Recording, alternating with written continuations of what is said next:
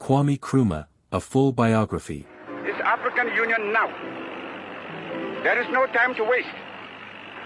We must unite or we perish. Gold Coast, modern-day Ghana, to a poor family of the Nzima ethnic group. His father, Kofi Nganloma, was a goldsmith, and his mother, Elizabeth Nyanaba, was a retail trader.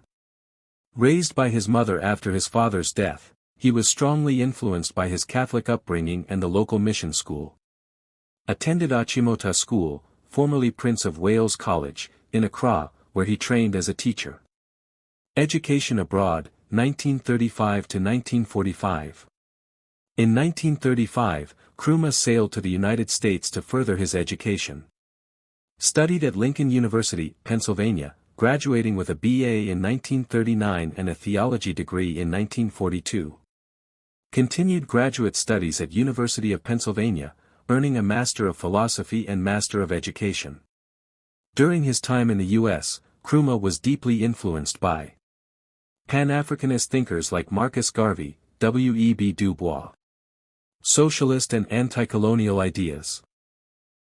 Civil rights movements. He supported himself by working as a dishwasher and laborer while studying.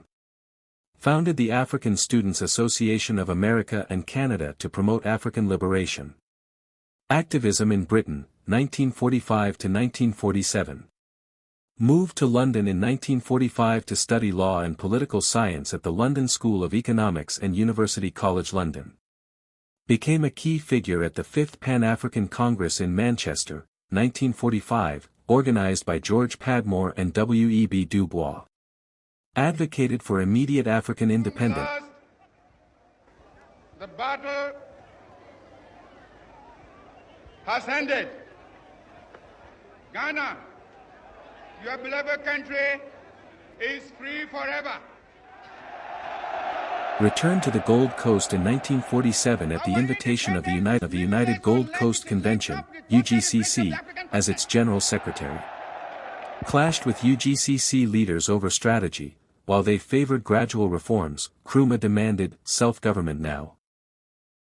In 1948, following riots after ex-servicemen were killed by colonial police, Nkrumah and other leaders were arrested, the Big Six, boosting his popularity.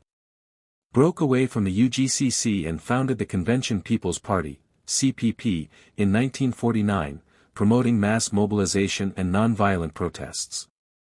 Path to Independence, 1951 to 1957. Led a positive action campaign, strikes and boycotts, against British rule in 1950, arrested and jailed. In the 1951 general elections, the CPP won decisively. Even though Nkrumah was in prison, he won his seat. He was released and appointed leader of government business. Worked with the British governor to draft a new constitution, pushing for more self-rule. In 1952, became the first Prime Minister of the Gold Coast. Negotiated further constitutional reforms with Britain, leading to internal self-government in 1954 and full independence in 1957. Ghana's independence and leadership, 1957 to 1966. On March 6, 1957, the Gold Coast became Ghana, the first sub-Saharan African country to gain independence from colonial rule. We find the methods used by others are suitable to our social environment, we shall adopt is free or forever. adapt them. Became Prime Minister of Ghana and later, following a 1960 referendum, President of the Republic of Ghana. Promoted Pan-Africanism, advocated for African unity, helped establish the Organization of African Unity, OAU, in 1963. Industrialization and infrastructure projects, built the Akosombo Dam, Volta River Project, Tema Harbor, roads, schools, and hospitals. Socialist economic policies, focused on state-led development and nationalization of key industries. Challenges and downfall, 1961 to 1966. Economic difficulties emerged due to falling cocoa prices, Ghana's main export, high debts from ambitious projects, and corruption. Growing political repression, Nkrumah declared Ghana a one-party state in 1964, assumed the title, President for Life. His secret police, Preventive Detention Act, jailed political opponents. Growing opposition from both inside Ghana and Western governments.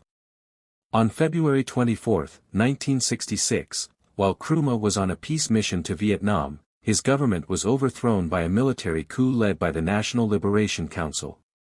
Nkrumah never returned to power. Life in exile and final years, 1966 to 1972.